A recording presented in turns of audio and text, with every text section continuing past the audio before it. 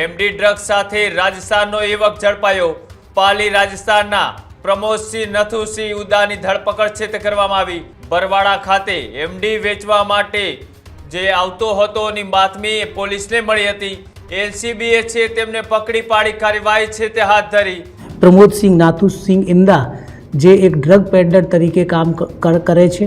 100 ગ્રામ જેટલું જથ્થા એમને પાસેથી મળી આવેલ હતા અને એ ડ્રગ્સની કિંમત 3 લાખ રૂપિયા જેટલી થાય છે। આખો વિડીયો જોતા પહેલા હજુ પણ અમારી ચેનલને સબસ્ક્રાઇબ નથી કરી તો યુટ્યુબ પર સબસ્ક્રાઇબ કરો અને ફેસબુક અને ઇન્સ્ટાગ્રામ પર ફોલો કરો।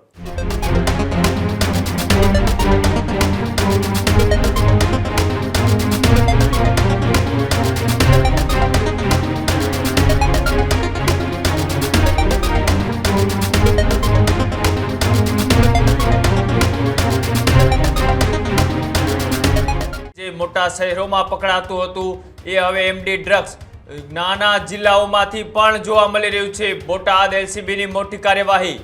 એમડી ડ્રગ્સ સાથે રાજસ્થાનનો યુવક ઝડપાયો। પાલી રાજસ્થાનના પ્રમોદસિંહ નથુસિંહ ઉદાની ધરપકડ છે તે કરવામાં આવી।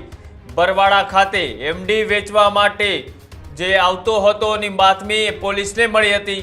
સાથે ધંધુકા ભાવનગર રોડ પરથી એલસીબીએ છે તેમને પકડી પાડી કાર્યવાહી છે તે હાથ ધરી। આરોપી પાસેથી 97.97 ગ્રામ એમડી છે તે જપ્ત કરવામાં આવ્યું।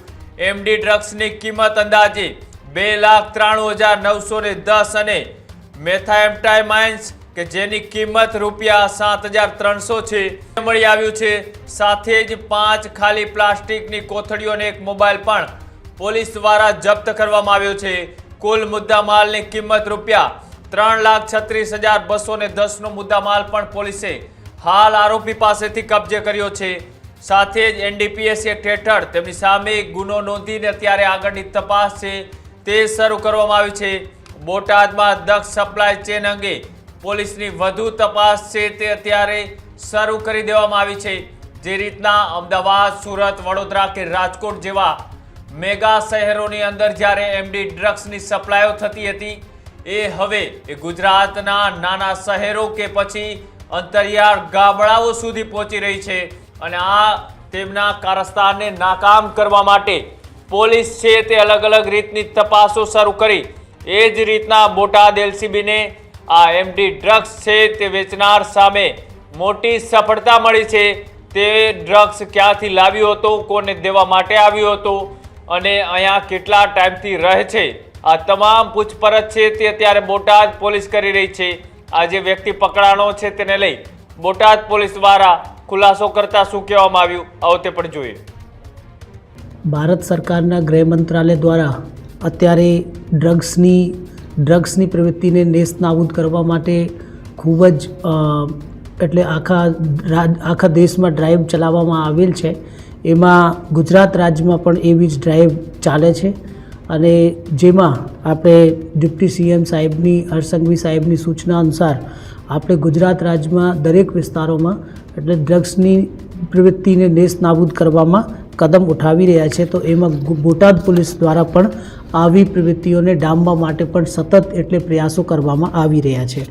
ગઈકાલે પણ એલસીબીની ટીમ દ્વારા એક પ્રમોદસિંહ નાથુસિંહ ઇંદા જે એક ડ્રગ પેડલર તરીકે કામ કરે છે અને ડ્રગ્સની હેરાફેરી કરવામાં કરે છે એટલું એ ધ્યાને આવ્યું અને ધ્યાને આવ્યા પછી ટીમ બનાવીને અને એમને પકડવા માટે પ્રયાસ કરવામાં આવ્યા। ત્યારે એમને પાસેથી સારું એટલું એમડી ડ્રગ જે કે ખૂબ જ ચલણમાં છે અને અત્યારે એ ડ્રગ પાછળ ખૂબ મોટી એટલે સરકારની નજર પર છે કે કેવી રીતે આને પ્રજાને અને જે બાળકો છે અને જે યુવાનો છે એમને પાસેથી એમને કેવી રીતે બચાવવાનો છે। તો એ ઉપર આપણે ખૂબ ભારપૂર્વક ડ્રાઈવ ચલાવવામાં આવી રહી છે। તો એમડી ડ્રગનો 100 ગ્રામ જેટલું જથ્થા એમને પાસેથી મળી આવેલ હતા અને સાથે સાથે જે આપણે મેથાએમ્ફેટામાઇન જે ડ્રગ છે એ પણ ખૂબ જ એટલે ભયંકર ડ્રગ છે અને ખૂબ જ એડિક્શનની પ્રવૃત્તિ અને એ ખૂબ જ શરીરને અને માનસિક રીતે પણ નુકસાન પહોંચાડે છે। તો એ ટોટલ 100 ગ્રામ જેટલા ડ્રગ્સને પકડી અને એ ડ્રગ્સની કિંમત 3 લાખ રૂપિયા જેટલી થાય છે તો એ પેડલરને પકડી પાડવામાં આવેલ છે. અત્યારે એ તપાસ હાથ ધરવામાં આવેલ છે અને એ આખી ચેન એટલે એમને આગળ કોણ આપતો હતો અને કોણ એમને કયા ડ્રગ્સને કઈ રીતે અને એ આખું નેટવર્ક કેવું છે, હવે એમની આગળ તપાસ કરવામાં આવી રહી છે. સર જે સર ઝડપાણો છે એની કોઈ ગુનાહિત પ્રવૃત્તિ છે કે કેમ? અત્યાર સુધી એમની પહેલાં કોઈ ગુનાહિત પ્રવૃત્તિ મળી નથી, પણ આપણે નેટવર્કમાં, કેમ કે નેટવર્ક જે ડ્રગ્સના હોય છે એ નવા પેડલર્સને શોધતા હોય છે. એ એવું નથી કરતા કે એક જ માણસને પેડલર તરીકે ઉપયોગ કરે. જે ડ્રગ નેટવર્ક છે દરેક વખતે નવા કોઈ સ્ટુડન્ટ હોય કે કોઈ પ્રોફેશનલ હોય એવા માણસોને શોધે છે જેની પાછળ કોઈ એટલે આવી પ્રવૃત્તિ નથી. જેથી શું છે કે પોલીસ મોસ્ટલી છે કે જે પહેલાંથી ગુનેગાર હોય એના ઉપર વધારે નજર રાખતી હોય, એટલે એ લોકો નવા માણસોને પેડલર તરીકે શોધતા હોય છે.